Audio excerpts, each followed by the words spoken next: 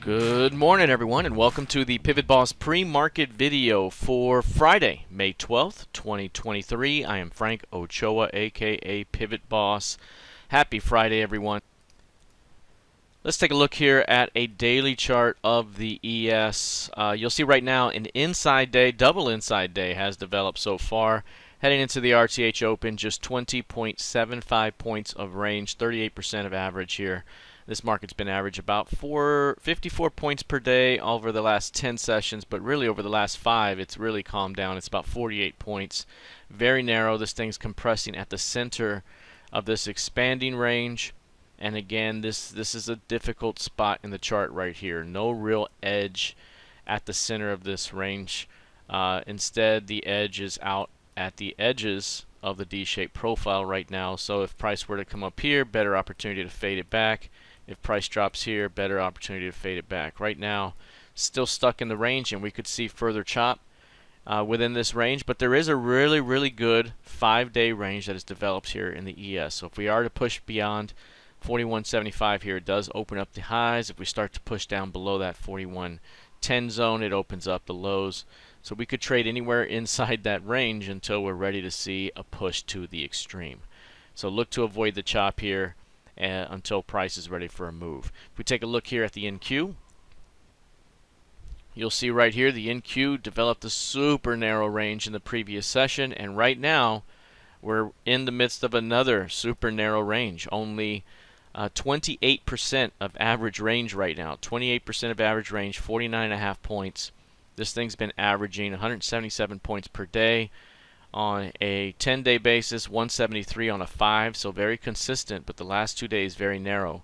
And one thing we mentioned yesterday afternoon in our trading room here, keep an eye on the previous session's high. Any failure right there could open up an outside day down, even however briefly, and that could be the big move of the day here, at least early on. One key thing, if it does push well through this low and we break back below, it could open up a failure back to 13.2, and ultimately on a swing basis may open up a 12.8 return as well. So this is the first here. We'll see how price responds at the previous session's high. Failure here, we could be looking at a move across the range toward 13.350, but 13.350, bull's going to look to defend that zone. If we take a look here at crude oil, crude oil got a new low here. Got a new low below the previous session's low. This low came right into 70.14. The previous year's low is 70.08. That's what we mentioned before when price was in here, that if price were to drop down and test this area, can we find a strong low?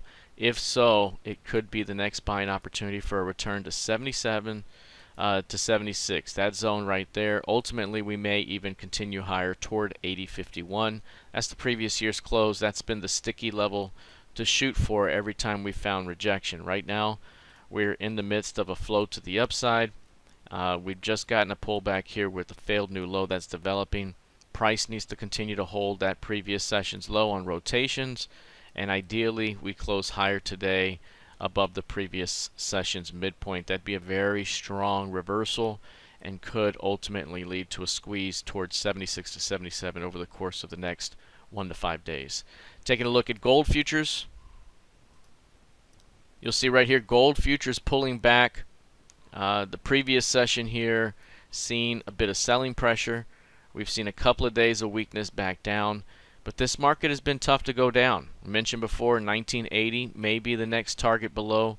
2060 is the upper area of resistance, and that's the bulk of this range right now. So if we continue to see weakness here, maybe 1980 opens up, and that could push prices back up within the range.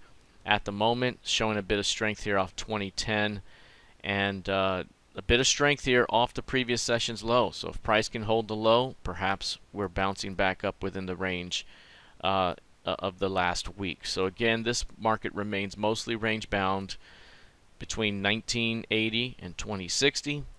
It has been mostly sideways to up, and this market continues to show bullish tendencies overall. But any failure of 1960 would open up a failure of market structure and return prices back to the 1800s below.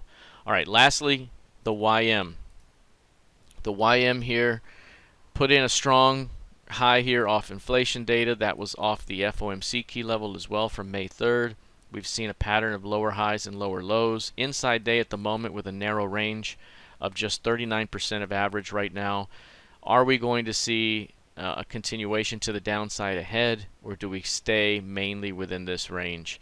If you'll notice right now, this range is starting to round off on the upper end, which could be very bearish and could signal a decline up ahead, which could bring us back toward the 31.6s up ahead. So right now, rounding off, lower highs, lower lows. Any pullbacks here could be a selling opportunity. But ultimately, we're trading between 33.8 and this 33K. And then you have from 33.8 up to 34.5. And those are the ranges right now. We're still in this side. We fail here at 33K. We'll open up a 31.6 move. All right, that is it for now. We'll see how this plays out heading into the rest of the session. Good luck, trade well, and I'll see you in the trading room.